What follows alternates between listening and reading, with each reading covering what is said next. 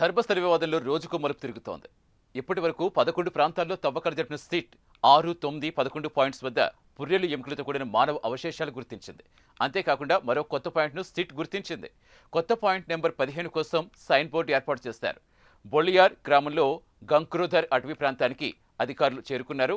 ప్రస్తుతం తాజా పరిస్థితి వెంచేందుకు ఫీల్డ్లో కరెస్పాండెంట్ రవివర్మ సిద్ధంగా ఉన్నారు. రవివర్మ, అసలు ఏంటి వరుసగా చూస్తున్నాం, రోజుకు కొత్త విషయం వెలుగు చూస్తుంది. ఇప్పుడు తాజాగా 15వ పాయింట్ వద్ద కూడా సైన్ బోర్డు ఏర్పాటు చేశారని చెప్తున్నారు. అసలు ఏం జరుగుతోంది, ఎంతవరకు వచ్చింది విచారణ?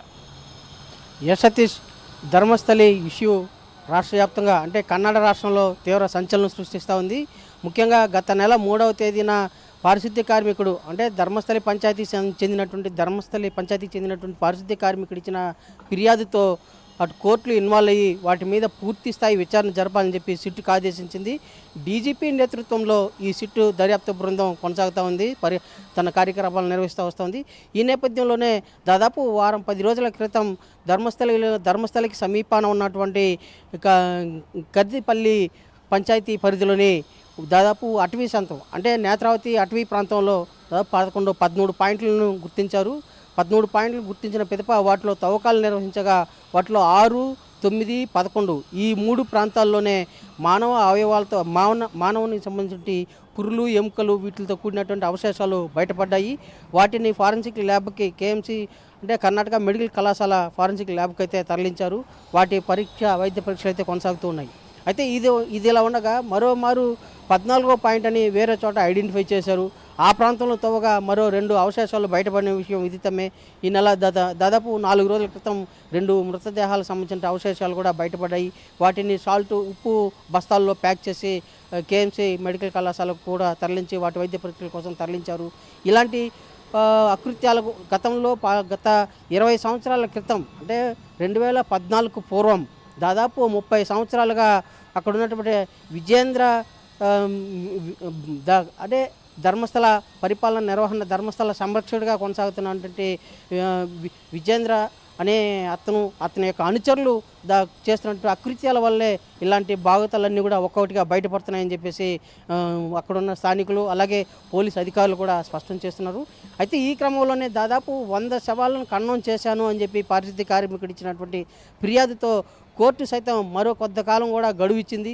మొదట 4 రోజులను ఈ ప్రక్రియ అంతా పూర్తి చేయాలని చెప్పి కోర్టు ఆదేశాలు జారీ చేసింది. అయితే అక్కడ ఉన్నటువంటి భౌగోళిక పరిస్థితులు, వాతావరణం అనుకూలించకపోవడం, కంటిన్యూగా వర్షం రావడం, దాంతో తవ్వకాలకు ఇబ్బంది కలుగుతూ ఉందని చెప్పేసి పారిశుద్ధ్య కార్మికుడి తరఫున ఉన్నటువంటి మంజునాథ్ అనే న్యాయవాది కోర్టును ఆశ్రయించారు. అలాగే డీజీపీ పోలీసులకు ఫిర్యాదు చేశారు. ఆ ఫిర్యాదు మేరకే మరో కొంత సమయం కూడా కోర్టు కేటాయించింది. తదనుగుణంగానే మరోమారు కూడా ఇప్పుడు తవ్వకాల ప్రక్రియను చేపట్టేందుకు గాను పారిశుద్ధ్య కార్మికుడు ఇచ్చిన అతన్ని వెంట పెట్టుకొని సిట్ అధికారులు మరింత దూరం కూడా జల్లెడ పడుతున్నారు. ఇంకా ఎక్కడెక్కడ పాతి పెట్టావు ఏంటి అంటే 10 సంవత్సరాల క్రితం జరిగిన ఇన్సిడెంట్ కాబట్టి అంటే 10 సంవత్సరాల పూర్వం నుంచి జరుగుతూ వచ్చింది. అక్కడ పాతి పెట్టేటువంటి ఫస్ట్ 10 సంవత్సరాల క్రితం ఆ ప్రదేశం చదునుగా ఉండొచ్చు. ఇప్పుడు అటవీ ప్రాంతం కాబట్టి భారీ చెట్లు మొలిచాయి అంటే ఆ ప్రాంతాన్ని ఐడెంటిఫై చేయడం కష్టసాధ్యమవుతూ ఉంది. కాబట్టి మరో కొంత సమయం కూడా కావాలని చెప్పి కోర్టు అడగడంతో కోర్టు కూడా ఆదేశించింది, సమయాన్ని కేటాయించింది. ఆ మేరకు ఇవాళ మరో ప్రాంతంలో అంటే కరేపల్లి ప్రాంతానికి అంటే ధర్మస్థలం నుంచి దాదాపు 8 కిలోమీటర్ల దూరంలో ధర్మస్థలి పంచాయతీ పరిధిలోనే 7 కిలోమీటర్ల దూరంలో ఉన్నటువంటి బోయర్ అనే ప్రాంతంలో అటవీ ప్రాంతంలో కూడా ఇవాళ పరిశోధనలు అయితే తవ్వకాలు అయితే చేసేందుకు అతన్ని వెంట పెట్టుకొని సిట్ అధికారులు అయితే కంటిన్యూ చేస్తున్నారు.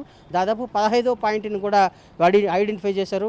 అక్కడ సైన్ బోర్డులు ఏర్పాటు చేశారు. ఈ ప్రాంతంలోకి ఎవరు ప్రవేశించరాదు, ఇది అటవీ శాఖ పరిధిలో ఉన్నటువంటి నిషేధిత ప్రాంతం కాబట్టి ఎవరిని అనుమతించేది లేదని చెప్పి సైన్ బోర్డు ఏర్పాటు చేశారు. ఆ ప్రాంతంలో రేపటి నుంచి తవ్వకాలు చేపడతామని చెప్పేసి అక్కడ ఉన్నటువంటి అధికారులు అయితే పోలీసు అధికారులు అయితే స్పష్టం చేశారు.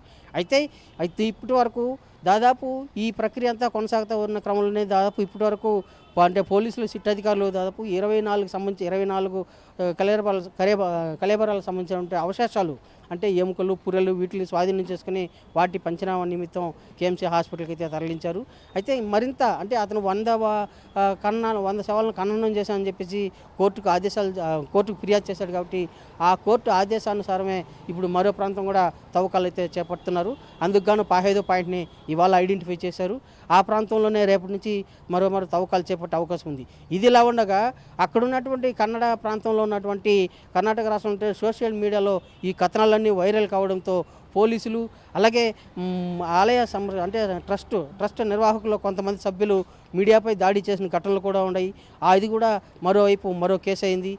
ఆ కేసు దాని మీద కూడా కోర్టు స్పందించి కేసు నమోదు చేసి ఎవరెవరైతే మీడియాపై దాడి చేశారో అంటే సోషల్ మీడియా మామూలుగా కవరేజ్ కోసం వెళ్ళే మీడియా మీద దాడి చేశారో వాళ్ళ మీదకి యాక్షన్ తీసుకోండి అని చెప్పేసి వాళ్ళని కూడా అరెస్ట్ చేయండి అని చెప్పేసి కన్నడ కోర్టు బెంగళూరు కోర్టు ఆదేశాలు జారీ చేసింది. ఆ మేరకు వీటిని కూడా కేసులు నమోదు చేసి విచారణ అయితే చేపడుతున్నారు. ఇదే కాకుండా అంటే అక్కడ ఉన్నటువంటి విజేంద్ర హెగ్డే దాదాపు ఆలయ ట్రస్ట్ సంరక్షకులుగా నిర్వహిస్తూ వస్తున్నారు. విజేంద్ర హెగ్డేకు ఉన్నటువంటి ఒక వర్గం అతని అనుచరులు 2 గ్రూపులుగా ఏర్పడి ఇవాళ ఈ వివాదాలకు దారి తీశారని చెప్పేసి బహిరంగంగా అక్కడ విమర్శలు చోటు చేసుకుంటా ఉంది. ఈ బహిరంగ విమర్శల నేపథ్యంలోనే విజేంద్ర హెగ్డే అనుచరులుగా ఉన్నటువంటి 2 గ్రూపులుగా విడిపోయి ఆధిపత్య పోర్లు కొనసాగించాలనే వాళ్ళు ఇదివరలో చేసిన తప్పిదాలను ఒక్కొక్కటిగా ఒకరి మీద ఒకరు నెపం చాటుకుంటూ ఇవాళ కోర్టు చుట్టూ తిరుగుతూ ఉంది ఈ కేసు. అయితే దీంట్లో భాగంగానే పంచాయతీ పరిధిలో ఉన్నటువంటి పారిశుద్ధ్య కార్మికుడు గతంలో తనకు రక్షణ లేదని చెప్పేసి 10 సంవత్సరాల క్రితం గ్రామం వదిలిపెట్టి వెళ్ళిపోయినటువంటి పారిశుద్ధ్య కార్మికుడికి మరో వర్గం భరోసా ఇచ్చి తాము రక్షణ నిలబడతామని చెప్పేసి భరోసా ఇవ్వడంతోనే పారిశుద్ధ్య కార్మికుడు 10 సంవత్సరాల తర్వాత వచ్చి ఇవాళ కేసుకు కోర్టుకు ఫిర్యాదు చేశారు. దానికి అనుగుణంగానే ఇవాళ కోర్టు ఇన్వాల్వ్ అయ్యి విచారణ సాగించాలని చెప్పేసి పేర్కొంటుంది. అయితే ఈ ప్రక్రియ అంతా ఒకవైపు జరుగుతూ ఉండగా మరోవైపు మీడియా కవరేజ్ విస్తృతంగా ఉంది. అంటే ధర్మస్థలికి వచ్చే భక్తుల్లో అభద్రతా భావం నెలకొంటూ ఉంది. కాబట్టి దీన్ని కట్టడి చేయాలని చెప్పేసి మరో వర్గం మీడియా మీద దాడులు కూడా చేపట్టింది. ఈ క్రమంలోనే పోలీసులు ఇన్వాల్వ్ అయ్యి మీడియా మీద దాడి జరుగుతూ ఉన్నా కూడా పోలీసులు ఎందుకు యాక్షన్ తీసుకోలేదని చెప్పేసి కోర్టు ఇన్వాల్వ్ అయ్యి పోలీసులను తీవ్రంగా మందలించింది. ఆ మేరకు పోలీసులు కూడా నిన్న మీడియా మీద దాడి చేసినట్టే దాదాపు 4 మీడియా సంస్థల మీద దాడి జరిగింది. కెమెరాలు వీళ్ళని రిపోర్టర్లు అందరికీ కూడా గాయాలయ్యి వాటందరి మీద కూడా కేసు నమోదు చేసింది.